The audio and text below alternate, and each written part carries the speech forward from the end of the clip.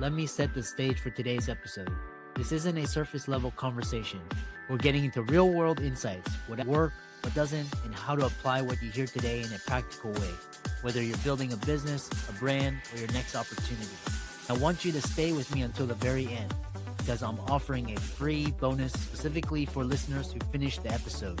Something that can help you skip the line and move faster if being on this show is something you've been thinking about. All right, let's get into today's conversation.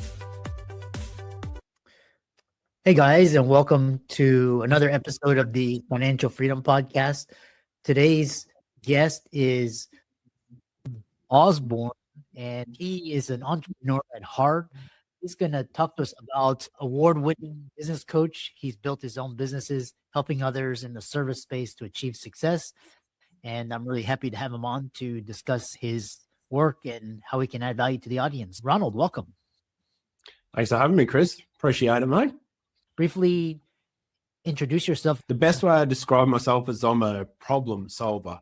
So I can give you a bit of the introduction on how I became a coach. Joined the Australian military out of school. I was good at it, but unfortunately I got injured. I was working in telecommunications equipment. And then I left, started my own company, built that to $5.7 million, had 30 employees. We did that for like 7 years. Throughout the journey, all of my friends in the army were like, "You've got a multi-million-dollar business? How?"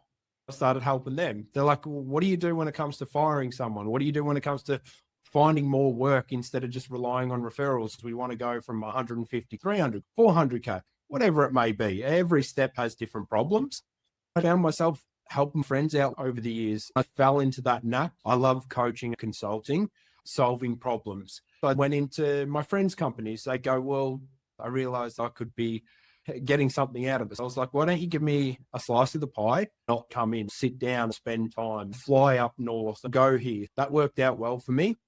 Then I was done, mate, to be honest. I was able to financially retire at the age of 27. I was set. I was like, all right, what's next? I've built a company next. I lived in Russia for a couple of years, met awesome friends there, moved to the Middle East for a couple of years, made more friends and built businesses there. Moved over, set up in the States. I work with several companies out of the States. That's my story summarized into 2 minutes. What I love about this is you focus on helping entrepreneurs with service-based businesses. Talk about the significance of the year 2026. You say that how to prepare for hard times moving forward and how service-based businesses can stay alive, not just survive, but thrive.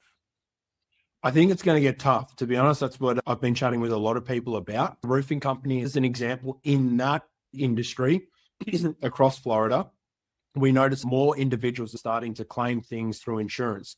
That wasn't the case for an average roof repair that's going to cost them $500 to $1,000 a couple of years ago. Things are getting harder. That's what I'm noticing. Most people aren't understanding how much AI is starting to impact people. It's not only AI. Everyone thinks it's AI. It's the fact everyone's moving away from what we did traditionally. This year, it's going to be tough if people don't start to try and drain everything. It's going to be like getting blood out of a stone. What I'd be suggesting for service business owners is to start upping the rate, trying to work more with clients that they've worked with in the past, upselling. And building relationships are going to be the biggest possible thing going forward. Many years ago, before the pandemic, I was saying it's going to come around 2025. It'll lay waste to this industry. Organic spending in the marketing space is down 68% across the US. It shows you that dynamic shift. All that money is billions of dollars now relocated. And that's what I was saying. I copped a lot of flack for it. It's coming true. Anyone that relies on computers, stock standard, this is how business used to be, it's going to be in trouble in the next couple of years. Wow. You painted quite a challenging picture. Is that across the board or just in the United States? Is it because of Trump, AI, tariffs? What is causing all of this? It's across the board. You have to be more creative with marketing than you did before. You have to be focused more on the lifetime value of the client than you did before. Because you could always assess, all right, we know coming into Christmas, we know that period we're going to have a lot of people walk through the door. It's not just the US, it's not just Australia, it's not just the UK. the times that are coming forward for service business owners and small businesses, if you stay in the middle, you will die. It sounds bleak and it sounds rough, but I don't like wasting time. You need to stay small so you can move super fast. Someone that's really lean, you've got a couple of employees, you've got some AI to help you. It's like you're operating 30 employees and you're just fast, super fast, or you're big. The days of being in the middle, it's going to be very, very hard to be that individual. Along these same lines, service-based businesses to prepare for the future, what are 3 points you always see these types of businesses failing on? Number one is not being aware of what's actually going on. That's the biggest thing. It's moving so quickly. Like they say with technology, it's every 2 years, the technology doubles. It's gotten to the point where now it's 7 months. The technology that we had 7 months ago, it's been doubled, and it's doubling the rate of every 7 months, which is scary. In the business space, that goes to marketing. It depends on your ad spend. If someone like myself wants to get into a new space, if I'm using AI, using these types of things that are conducting research, creating content, you're fighting someone that knows how to use this advanced technology. The old, I'm going to throw a post up on Facebook, doesn't work. You have to be more creative. The first thing for me would be, number one, they're just not aware right now. Number two, marketing. Surprisingly, a lot of people don't spend any money on marketing. They're relying too much on organic, in my honest opinion, Chris. It's gone the way of the dodo. It's not really around anymore. Individuals need to be investing in marketing more.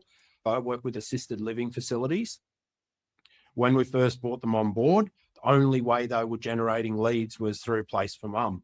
You know, they're happy to play Place for Mum. That's a big assisted living directory, but that's not the smartest way of using your dollars. You should be setting up SEO, trying to rank locally for that area.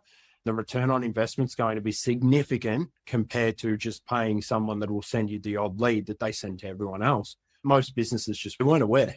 We're talking about facilities that had 60 beds, so not a small, medium-sized assisted living facility. Number three would be ignorance of cash flows. Cash is king. To this day, most individuals neglect cash flows.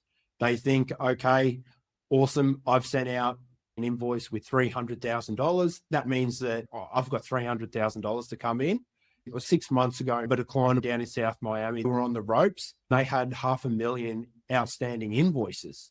If we don't get bills paid, done, you're finished. That's the biggest thing. It's always around. Cash flows in every single business, cash flows are always a problem. Quick pause here, because if this conversation is resonating with you, you'll want to stay until the very end. At the end of this episode, I'm giving listeners who finish priority access and the ability to skip the line if being a guest on this show is something you've been considering right now. No action needed. I'll share exactly how it works at the end of the episode. All right, let's get back to the conversation.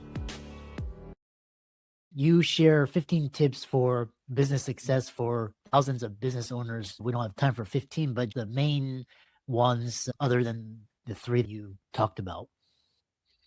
Marketing is probably the one I would stress. If you're not spending money on marketing, budget around 10% of your revenue for that. That's a nice tip and a nice assessment, so you're not overreaching.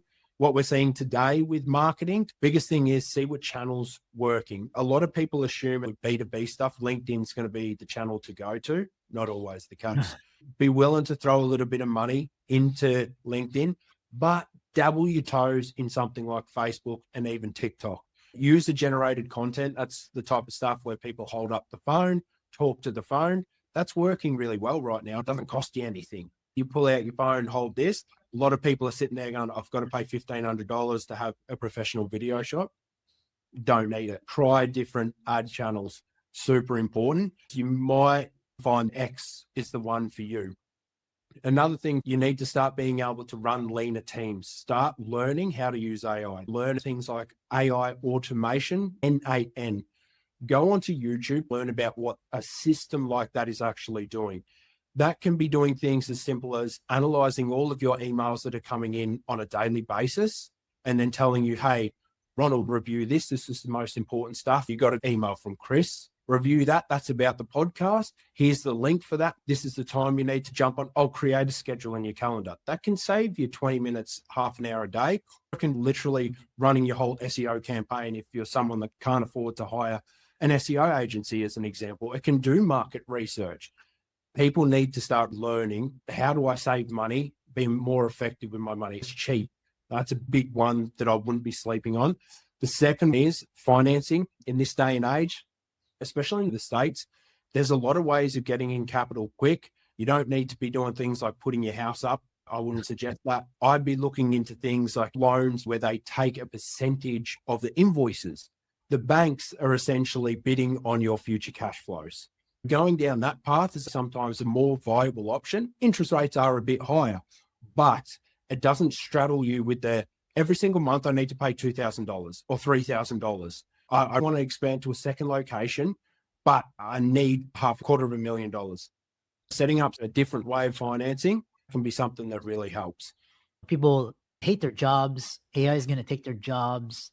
Business market, entrepreneurship is really hard. Should someone quit their job to start a business, or is it even worth starting a business in 2026? Absolutely not.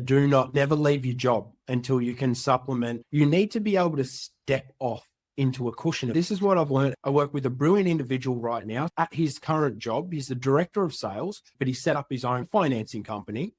We've got thousands of dollars to spend every single month on marketing. He's keen to offload, go and work and do his own thing. Even with him, I'm going, look, I know you've got a nice cushion compared to most, but don't. Stay where you are. Keep doing what you're doing. Let's get to the point where you'll step from one to another cushion. I strongly urge everyone not to take the leap unless they know for sure. 2 years ago, I would say take the leap so you can focus full time. Now I'm saying no, because you need to be fully across what you're doing, because it's going to be tough. I truly think anyone working on a computer are going to be replaced. The next 2 years, I know it sounds scary. As an example, the company that does SEO, we used to pay $5,000 a month to content writers. When ChatGPT came out, we were able to get it to rank. Immediately, I was able to save $3,500 a month. That's an enormous cut, and it's been consistent. The service where you get listed on Forbes, the way you do that is finding journalists and pitching, hey, I've got a wicked story. Do you want me to be featured in this? We used to have 3 people doing that. Now just 1. Because of AI, it's more efficient and we're getting more done. Anyone that's not putting their head down, learning about AI, building a safety net behind them for the next couple of years, everything's cyclical, business, life. We don't always have highs. We don't always have lows. Just make sure, I think the world economy is coming into a slower time. So square away the nuts. If you could rewind the clock on any mistake, what would it be, and what were the learning points? I got fat. Definitely. Don't be fat. I'm having acid reflux. You being a doctor, tell everyone, don't get fat. That was a big thing for me when I started working a lot in 2000. I was in the office every day. You'd be in the office at 6 o'clock in the morning. You're leaving at 6 o'clock at night. I was ordering Uber Eats to the warehouse. I got fat.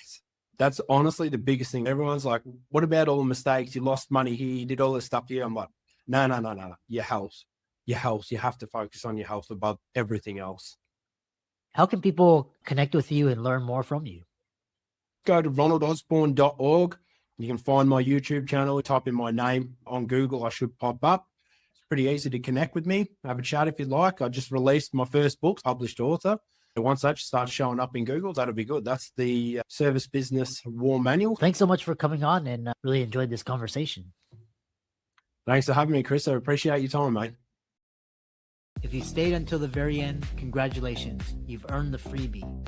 As promised, here it is. Email chris@drchrislewmdphd.com. You'll find it in the show notes, and simply put podcast freebie. A member of our team will reach out to you about being a guest on the show. If you found value in today's conversation, please take a moment to rate the show 5 stars and follow us on Apple Podcasts and Spotify. It helps more people discover the conversations we're having here. To be a premium guest on the show, book a spot or join our podcast community. You'll find the links in the show notes below. And if you're looking for more personal guidance, you can book one-on-one coaching call with me. Our books, products, and courses are linked in the show notes. Thanks again for listening, and I'll see you in the next episode.